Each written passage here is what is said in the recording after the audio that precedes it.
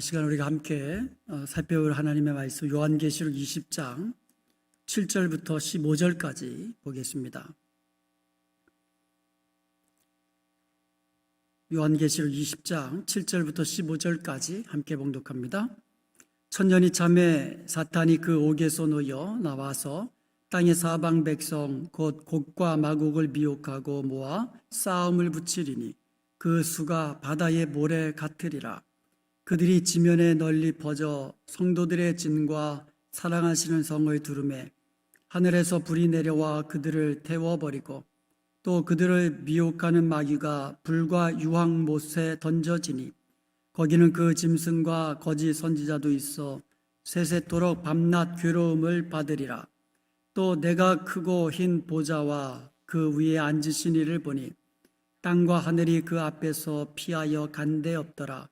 또 내가 보니 죽은 자들이 큰 자나 작은 자나 그 보좌 앞에 서 있는데 책들이 펴 있고 또 다른 책이 펴졌으니 곧 생명책들이라. 죽은 자들이 자기 행위를 따라 책들에 기록된 대로 심판을 받으니 바다가 그 가운데에서 죽은 자들을 내주고 또 사망과 음부도 그 가운데에서 죽은 자들을 내주매 각 사람이 자기의 행위대로 심판을 받고 사망과 음부도 불못에 던져지니 이것은 둘째 사망 곧 불못이라. 누구든지 생명책에 기록되지 못한 자는 불못에 던져지더라. 아멘. 천년왕국에 대한 기록 계시록 20장에 나오는데 그 중에서도 4절부터 6절까지 그 세 절에 기록된 것밖에 없어요. 이 천년왕국이.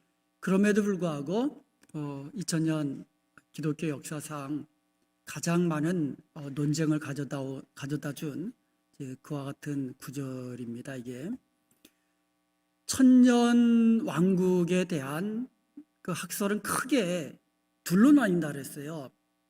이 첫 번째로는 천년을 문자적으로 해석하는 것이 있고, 두 번째로는 천년은 상징적인 거다, 영적인 천년왕국이다, 이렇게 주장하는 크게 둘로 나눕니다.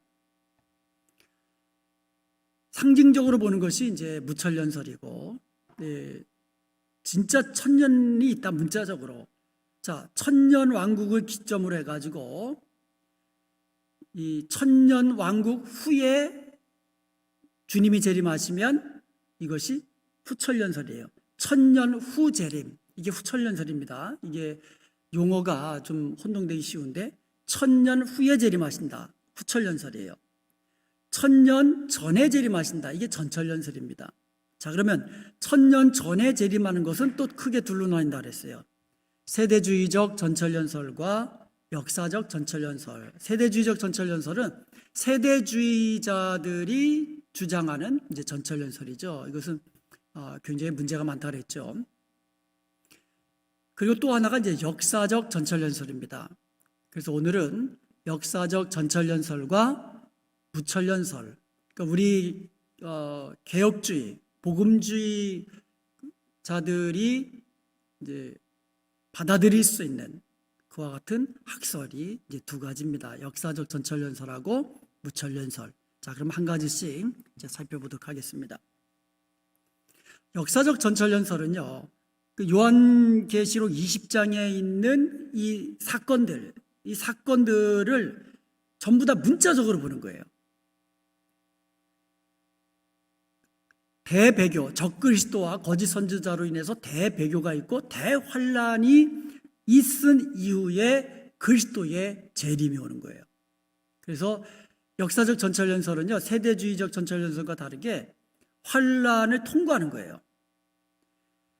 그리고 나서 그리스도께서 재림하실 때에 죽은 성도들이 먼저 부활하고, 그리고 이 땅에 살아있는 성도들이 변하여서 이제 공중에서 주님을 맞이하게 되는 거죠. 그리고 나서 이 아마겟돈 전쟁에서 승리하고 사탄을 결박하여서 무저경에 던져 1000년 동안 가두게 됩니다. 여기서 좀 이제 문제가 되는 게 있다면, 계시록 20장에 예수님의 그 재림에 대한 설명이 없어요. 언제 재림하시는지, 어떻게 재림하시는지 계시록에 보면 예수님의 재림에 대한 언급이 없다는 것이 또 어떻게 보면 약점으로 이제 약점을 가지고 있습니다. 자, 그래서 1000년 동안 무적에게 가둔 다음에 4절부터 6절까지에 보면 이 땅에 의와 평화가 충만한 그리스도께서 다스리시는 천년 왕국이 이루어지게 됩니다. 그리고 7절부터 10절까지 보면 천년 후에 사탄이 잠시 풀려난다 그랬죠. 그리고 곡과 마곡의 이 치유 전쟁이 일어나죠. 이제 거기서 주님이 이제 승리하셔가지고 사탄은 멸망하여서 불과 유황불에 던져지게 됩니다. 그리고 계시록 20장 11절에서 15절에 보면 이제 악인들이 부활합니다. 이것을 둘째 부활이라고 합니다. 그리고 치유 심판을 받고 이제 성도들은 이제 새 하늘과 이제 새 땅으로 가지만 악인들, 누구든지 생명책에 기록되지 아니하는 불신자들은 불못에 던져지게 됩니다. 이것을 둘째 사망, 곧 불못이다, 이렇게 이제 말씀하고 있어요. 자, 이것이 이제 역사적 전철연설. 결국은 역사적 전철연설은 뭐냐? 요한계시록 20장을 그냥 문자적으로, 그 사건들을 그냥 문자적으로 다 받아들이는 거예요. 이것을 한번 도표로 한번 보겠습니다. 자, 이 역사적 전철연설을 이제 도표로 보면 십자가는 이제 예수님의 이제 초림이죠. 예수님이 이 땅에 오셔가지고, 그리고 그리스도의 재림 전에 뭐가 있습니까? 환란이 있는, 환란. 7년 환란이 있는 거예요.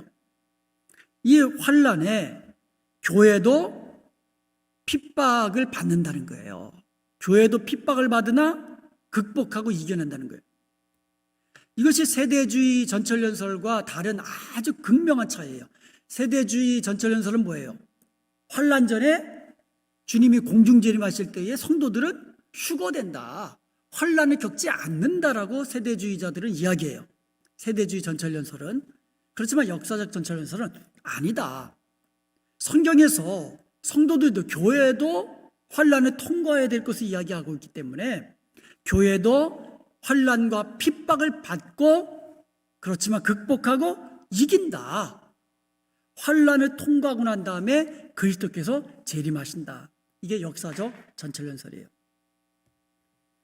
자, 그리스도께서 재림하시는데 보세요.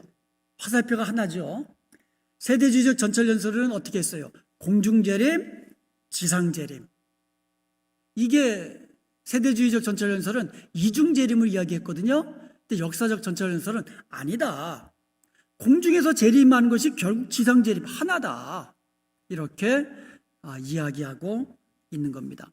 그래서 그리스도께서 재림하실 때에 그때 이제 성도들이 이제 부활하는 거죠. 육체적으로 부활해가지고 살아있는 성도들은 이제 변화된 몸으로 공중에서 주님을 뵙고, 그리고 나서 아마겟돈 이 전쟁을 이기고, 그리고 그때부터 의와 평화가 충만한 천년왕국이 이루어진다. 그리고 이때 사탄은 무저경에 갇히게 된다. 이것이 이제 역사의 전철연설이죠. 그런데 또 이게 세대주의적 전철연설과 또 다른 점이 또 하나 있습니다. 그것은 뭐냐면, 세대주의적 전철연설은요, 유대인들과 이방인들의 구원의 방법, 이것을 완전히 구분합니다. 그래서 천년왕국을 유대인 중심의 천년왕국이다. 다윗 왕국, 다윗에게 약속하신 천년왕국, 유대인들 천년왕국이 이라고 주장하거든요. 세대주의자들은. 그렇지만 역사적 전철연설은 아니다. 구원에는 유대인과 이방인 구분이 없다. 하나다. 모두 다 하나다. 그래서 천년왕국은 유대인, 이방인 구분 없이 그냥 이 구원받은 성도들이 주님과 함께 왕노릇하는 천년기간이다. 이렇게 주장을 하고 있는 겁니다. 그래서 세대주의 전철연하고는 많이 다르지요. 이 전철연설이 이제 초대교회의 정설이었어요. 그래서 사도 요한의 이제 제자 이레니우스가 이제 전철연설, 그때부터 초대교회 교부들이 이제 전철연설을 이제 주장을 했습니다. 이제 한국 교회에서도 역사적 전철연설을 이제 많이 이제 채택하고 또 주장을 하고 있습니다. 근데 문제는 역사적 전철연설을 믿는다고 그러면서 실제로는 세대주의적 전철연설을 이야기하면 이게 대단히 큰 문제죠. 환란을 통과한다는 거, 이게 중요하고요. 그 다음에 공중재림, 지상재림 두 번이 아니라 재림은 한 번이라는 거예요. 그리고 유대인과 이방인 구분이 아니라 이제는 예수 그리스도 안에서, 십자가 아래서 하나의 구원만 있다는 거예요. 하나의 백성, 구원도 하나예요. 그리고 천년왕국도 유대인만 누리는 것이 아니라 예수 그리스도 안에서 구원받은 성도들이 예수님과 함께 왕노릇한다는 것, 이것이 역사적 전철연설의 이제 키포인트가 되겠습니다. 그런데요, 칼빈하고 어거스틴은 무철연설을 주장했어요. 그리고 지금은 이제 저도 이제 총신신학대학원 나왔잖아요. 총신신학대학원의 이제 그 신학자들 중에도 무철연설을 이제 주장하는 그런 분들이 이제 또 꽤 계세요. 자, 그럼 무철연설은 뭐냐? 1000년이라는 기간은 이걸 상징적인 숫자라는 거예요. 초림부터 재림까지의 그 상징적인, 그 영적인 천년왕국이라는, 영적인 천년왕국. 그러니까 지금이 바로 주님과 함께 왕노릇하는, 지금이 바로 영적인 천년왕국 시대라는 거예요. 그래서 이것을 현천년설이다. 현재가 바로 천년이다. 그렇게 이제 주장하는 것이 이제 무철연설이죠. 그래서 무철연설은요, 계시록 봐라, 영적으로 해석해야 될 것이 얼마나 많느냐 이거예요. 예를 들어서 그 성령을 뭐라고 이야기합니까? 7영이다라고 이야기하잖아요. 7영. 뭐 성령이 뭐 0이 7개겠어요? 아니죠. 7이라는 것은 완전수거든요. 완전하신 하나님의 영, 완전하신 예수 그리스도의 영, 거룩한 영, 그래서 7영이다 이렇게 해석하는 거잖아요. 그리고 구원받은 이 사람의 숫자다 14만 4천은 유대인들 가운데 구원받은 숫자가 아니라 구원받은 전체의 숫자다. 그래서 구약시대의 12지파, 신약시대의 12사도, 그래서 이들은 구약성도 신약성도의 대표다. 그래서 14 곱하기 14 곱하기 1000, 1000은 10이 3개 있거든요. 그래서 이 1000이라는 것은요, 충만한 수, 완전한 수, 그러니까 완전한 구원받은 숫자. 그래서 14만 4천이다 이렇게 상징적인 숫자다, 영적으로 해석해야 된다라고 이제 이야기하고 있죠. 그래서 예수님의 초림부터 재림까지의 기간을 영적인 천년으로 본다는 거예요. 한번 도표를 한번 보겠습니다. 자, 이 도표를 보시면 그 십자가는 예수님의 초림이죠. 그리고 이제 주님의 이제 지상 이제 재림. 그러니까 지상 재림이 결국 공중에서 이제 지상으로 재림하니까 공중 재림이 꼭 지상 재림이죠. 그래서 공중에서 주님을 맞이하기 때문에 이제 공중 재림이라는 말이 나오지만 이게 이례적인 단회적인 사건이라는 거죠. 그래서 초림부터 재림까지가 영적인 천년 기간이라는 거예요.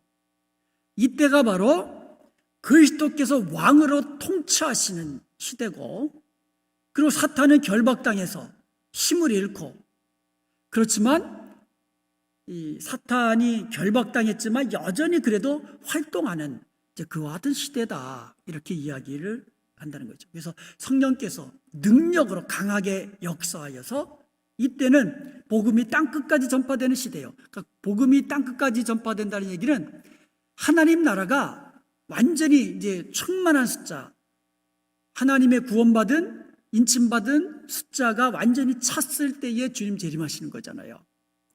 이제 그 기간이라는 거예요. 그래서 구원에 관한 한 유대인, 이방인 구별이 없고, 그 다음에 또 중요한 것은 교회가 환란에 통과한다는 거예요.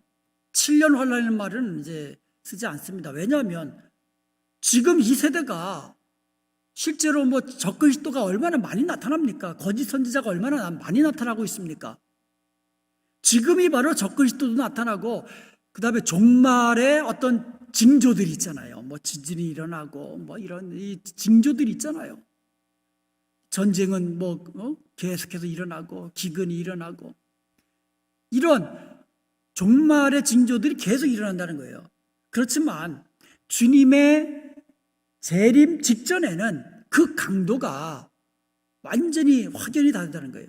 그래서 대환란, 아주 이전과는 아주 지금 비교가 될 만한 어떤 적그리스도들이 아주 그냥 강력한 적그리스도가 등장하고, 그리고 아주 강한 종말의 징조들이 이제 나타나고, 교회가 박해를 받고 또 심한 경우 순교도 당하고, 이러한 것을 겪은 이후에 주님이 재림하신다, 이렇게 이야기하고 있어요. 주님이 재림하시면 이제 최후심판, 흰보자라 하죠. 흰보자 앞에서 최후심판이 일어나죠. 그래서 주님 재림하실 때에 죽은 성도들이 먼저 육체적으로 부활하고 육체와 결합해서 살아있는 성도들이 호련히 변화된 몸으로 공중에서 주님을 만나게 되고, 그리고 나서 마지막 전쟁 치르고 나서 죽은 자들이 또 부활해서 흰보자 앞에서 심판을 받고, 성도들은 새하늘과 새 땅에서 영원히 영생복락 누리고, 그리고 이 불신자들, 악인들, 생명책에 기록되지 아니한 그런 자들은 주님의 심판 아래 이 지옥의 불못에 던져지게 되는 것. 이게 부천년 설이 주장하는 이제 천년 왕국과 그 이후의 종말의 스케줄입니다. 세례 요한이 뭐라고 첫 메시지를 했습니까? 마태복음 3장 2절에 보면 회개하라 천국이 가까웠느니라. 예수님도 동일해 하세요. 마태복음 4장 17절에 보면 예수님이 공생애를 시작하시면서 첫 번째 메시지가 뭐예요? 회개하라 천국이 가까웠느니라. 그래서 천국과 하나님 나라는 동의어입니다. 어떤 때는 천국이라고 쓰고, 천국, 하늘나라예요. 하늘나라. 천국은 정확하게 말하면 하늘들의 나라. 왜냐하면 유대인들은 천국을 삼천으로 생각을 했기 때문에 하늘들의 나라, 이게 하늘나라거든요. 또 하나님 나라, 이 같은 말이에요. 그래서 성경에 보면은요, 이 천국에 들어간다, 하나님 나라에 들어간다, 구원을 얻는다, 영생을 얻는다, 전부 다 이 동의어예요. 예수 믿으면 천국 간다, 맞잖아요. 예수 믿으면 구원받는다, 맞잖아요. 다 동의어란 얘기예요. 바리새인들이 누가복음 17장 20절에 보니까 예수님께 질문합니다. 하나님 나라가 어느 때에 임합니까? 예수님이 대답하셨습니다. 21절에서 하나님 나라는 볼 수 있게 임하는 것이 아니다. 여기 있다 저기 있다 그렇게 임하는 게 아니다. 하나님 나라는 너희 안에 있느니라, 이렇게 대답해 주셨어요. 여기서 중요한 것은 너희 안에를 어떻게 해석하느냐 이거예요. 이게 아주 중요합니다. 너희 안에는 이 첫 번째로 within you, 너희 마음속에로 해석할 수 있습니다. 하나님 나라는 여기 있다 저기 있다 그게 아니고 너희 마음속에 있다. 두 번째는요, among you, 너희들 가운데 있다. 너희들 가운데 있다. 이렇게 할 수가 있는데, 오늘날에는 둘 다 해석할 수 있어요. 예수님은 우리 마음속에 있잖아요. 그러니까 하나님 나라가 우리 마음속에 임한 거예요. 또 하나님 나라가 우리 가운데 임한 거예요. 왜? 우리 가운데 우리 주님께서 계시잖아요. 항상 함께 하시잖아요. 우리와 함께 하시잖아요. 그래서 이것을 지금 우리 예수님을 믿는 성도된 우리에게 이 말씀을 적용한다면 이제 둘 다 해석이 가능하죠. 내 안에 하나님 나라가 이미 임한 거예요. 우리 가운데 하나님 나라가 임한 겁니다. 그런데 그 당시 바리새인들에게 대답하실 때에는 within이 아니라 among you로 해석해야 한다는 거예요. 그 이유는 크게 두 가지입니다. 첫 번째로 그 바리새인들의 질문이 뭐예요? 어느 때, when이에요, when. 하나님 나라가 언제 임합니까? 어느 때 임합니까? 즉 그 하나님 나라가 임하는 시간을 묻고 있는 거예요. 그런데 within you로 만약에 예수님이 대답하셨다 그러면 너희 마음 속에 뭐가 된 거예요? 장소가 돼버렸잖아요. 그러니까 예수님이 시간 언제 임합니까? 했더니 너희 마음 속에 장소로 대답하신 거기 때문에 이것은 좀 맞지가 않잖아요. 예수님이 뭐 잘못 대답하셨던가. 그래서 이것은 어몽유로 해석해야 된다는 거죠. 두 번째 이유, 이게 더 중요한 이유입니다. 만약에 within you로 해석한다면 하나님 나라가 너희들 안에 있느니라. 너희가 누구예요? 바리새인들이거든요. 하나님 나라가 바리새인들 마음속에 임했다. 이거는 성경에 바리새인들을 예수님께서 뭐라고 언급하셨습니까? 마태복음 23장에 보면 예수님께서는 바리새인들을 향하여 독설을 폈습니다. 어리석은 자들아, 소경된 자들아, 회칠한 무덤 같으니. 그러면서 33절에는 이렇게 이야기합니다. 뱀들아, 독사의 새끼들아, 너희가 어떻게 지옥의 판결을 피하겠느냐. 이게 예수님이 바리새인들에게 직접 하신 말씀이에요. 이런 바리새인들 마음속에 하나님 나라가 임했다? 이건 아니죠.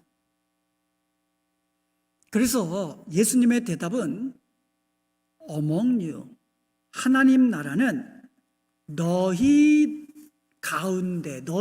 가운데 있느니라, 임하여 있느니라, 이런 뜻이에요. 자, 그러면 그 당시 상황을 한번 상상해 보겠습니다.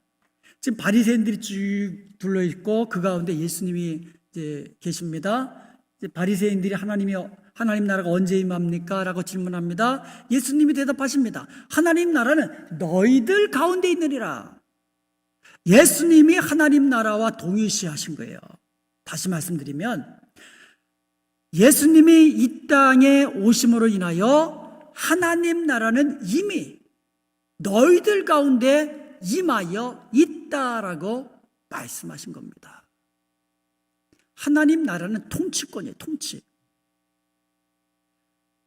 주님이 통치하시는 나라가 그게 하나님 나라예요. 주님이 왕으로 통치하시는 나라가 하나님 나라예요. 그러니까 예수님이 이 땅에 임하심으로 말미암아 예수님이 왕으로 통치하시는 하나님 나라는 이미 시작되었다라고 말씀하신 거예요. 그리고 하나님 나라가 임한 증거를 마태복음 12장 28절에서 이같이 제시하십니다. 그러나 내가 하나님의 성령을 힘입어 귀신을 쫓아내는 것이면 하나님의 나라가 이미 너희 안에 너희에게 임하였느니라.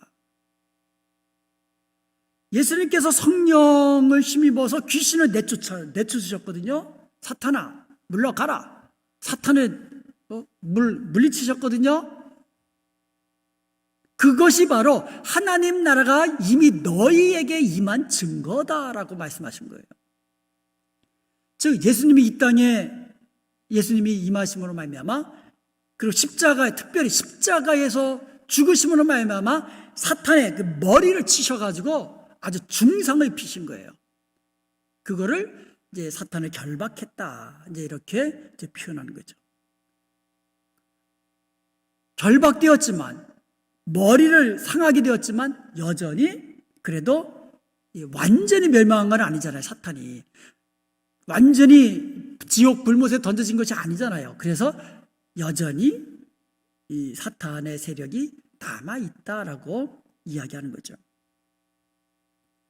그러므로 초림과 재림, 예수님의 초림과 예수님의 재림, 이 기간을 영적인 천년왕국이다. 예수님이 왕으로 통치하시는 이 영적인 천년왕국이다. 우리 그리스도인들은 이 땅에서도 예수 그리스도의 이름으로, 성령의 능력으로 사탄과 영적 전쟁에서 이기고 또 이겨나가는 이와 같은 이 기간이 바로 영적 천년 기간이다. 이렇게 주장을 하는 겁니다. 그러므로 이 천년이라는 기간은요, 제가 서두에서 잠시 말씀드렸지만 하나님 나라가 예수 그리스도 임하심과 더불어 시작했는데 시작은 어땠어요? 미약했습니다. 마치 겨자씨 하나이처럼, 눈에 보이지 않는 겨자씨 하나이처럼 예수 그리스도 임하심과 더불어 하나님 나라가 아주 미약하게 시작했지만 어떻습니까? 점점 확장되어서 땅끝까지 복음이 전파되고, 그래서 이 천년이라는 기간, 이 주님 재림 전까지의 기간은, 영적인 천년 기간은 바로 14만 4천으로 대표되는 구원받은, 하나님께 인침받은 모든 성도들이 에게 복음이 전파되고 구원을 얻게 되는, 천국이 확장되어 나가는 그런 기간이다. 그래서 복음이 전파되려면 어떻게 돼요? 사탄이 방해를 하지만 물리쳐야 되거든요. 그러니까 하나님께서 복음이 땅끝까지 잘 전파될 수 있도록 사탄의 세력을 제한시켜 놓으신 거예요. 제한시켜 놓으신 거예요.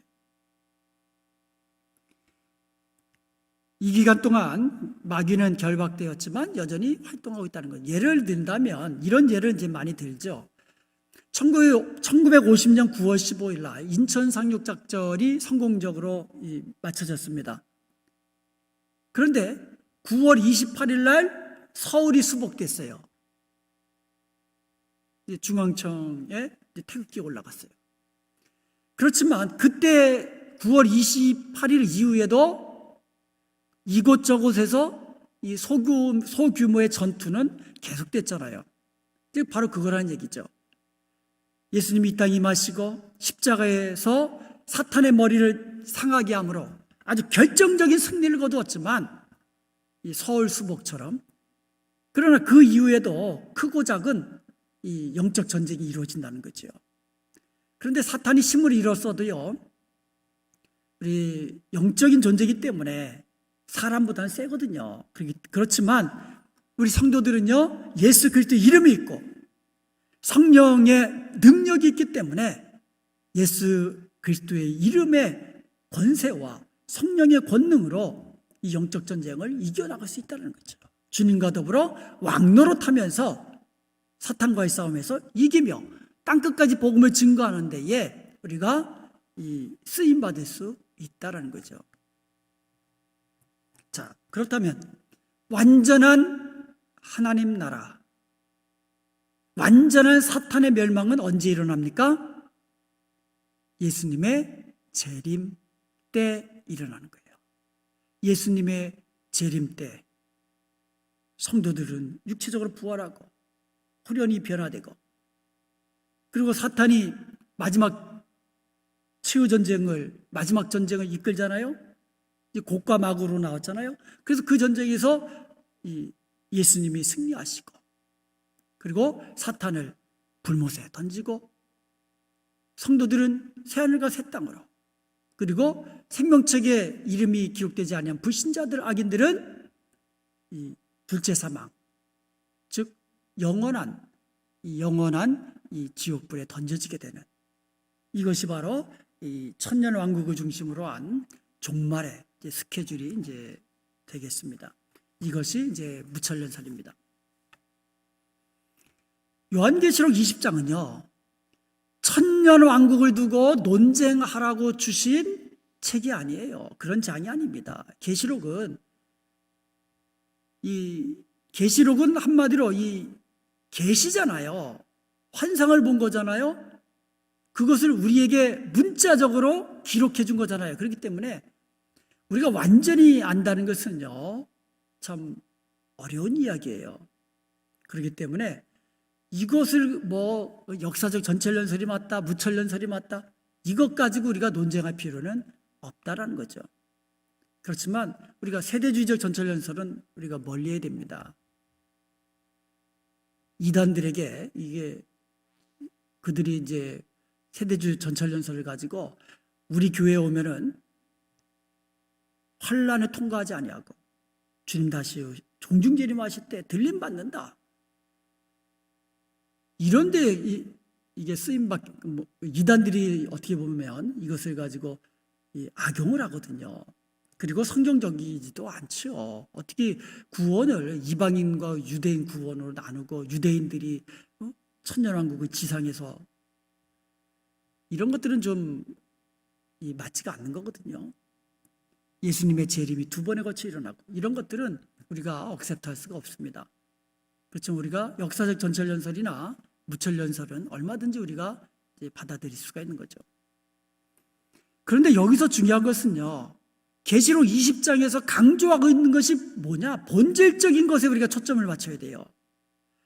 계시록 20장은요, 천년왕국이 어떻고 이게 아니고 본질적인 것은 첫째로 사탄은 여전히 활동하고 왕성하게 어떻게 보면 우리 사람이 감당할 수 없는 어떤 그 세력을 가지고 박해도 하고 핍박도 하지만 주님 앞에서는 아무것도 아니라는 거예요.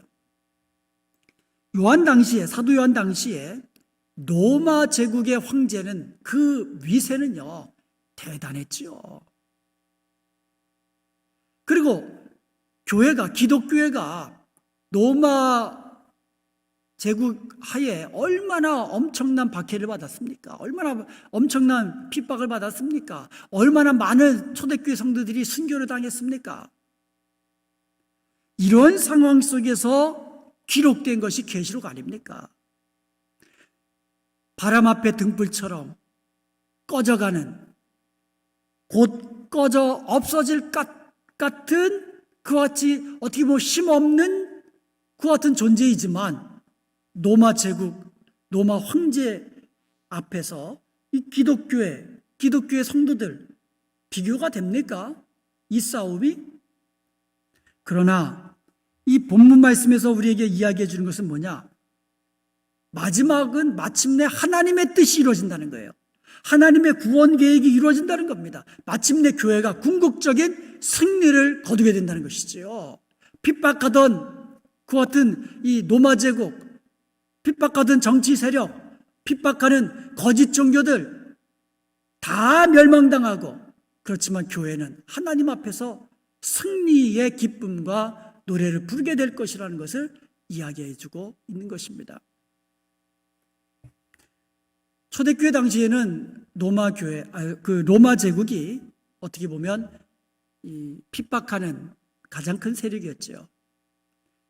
그리고 그 이후에도 계속 적그리스도와 거짓 선지자들과 그리고 교회를 핍박하고 또 지금도 마찬가지예요. 교회를 핍박하는 그런 나라들, 그와 같은 정치 세력들 얼마나 많은지 모릅니다. 앞으로 또 주님 다시 오시는 재림의 직전에는 이 아주 그 강력한 적그리스도, 거짓 선지자가 나타나서 이 땅의 정치 세력, 정치 지도자들과 합세해가지고 교회와 성도들을 핍박할 것입니다. 심지어 죽이기까지 할 것입니다. 그렇지만 마침내 교회는 궁극적으로 승리할 것이라는 이와 같은 이 위로의 메시지, 격려의 메시지, 승리의 메시지를 우리에게 주시는 것이 본문 말씀이라는 것이죠.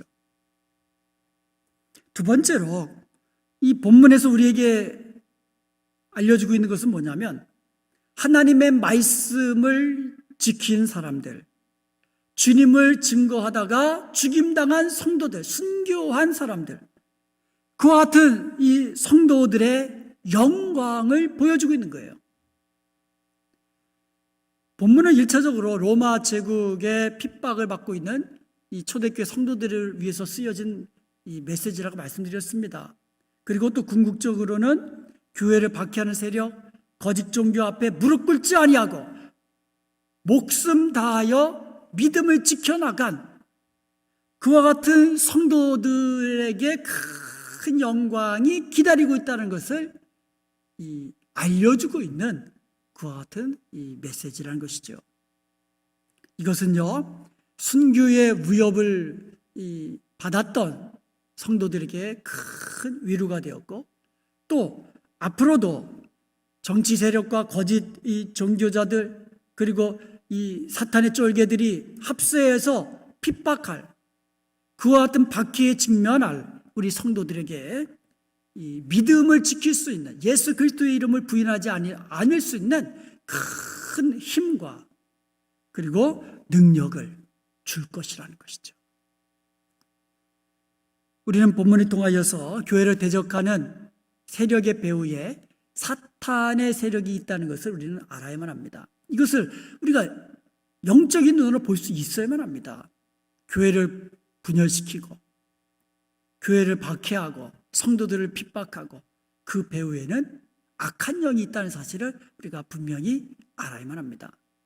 그렇지만 우리에게도 이 주님이 함께 하시고 성령이 능력으로 함께 하신다는 것을 우리가 또 마찬가지로 말씀을 믿음으로 주님이 영으로 우리와 함께 계신다는 사실을 믿어야 된다는 것이죠. 그리고 또 오늘 우리가 꼭 기억해야 될 것은 주님을 위하여 목숨을 버렸던 이 순교자들, 믿음의 선조들처럼 우리도 끝까지 믿음을 지킬 때에 주님 다시 오시는 날 의의 면류관, 영광의 면류관 다 받아 누릴 수 있다라는 것이죠. 그러므로 우리도 이 믿음의 선조들처럼 하나님 나라의 우리가 상속자인 것을 기억하고 주님과 함께 영광을 얻기 위하여 현재의 고난도 우리가 동참하고 능히 이겨나가야 될 줄로 믿습니다. 현재의 고난은 장차 우리가 누릴 영광과 좋게 비교할 수 없는 것입니다. 기도하시겠습니다.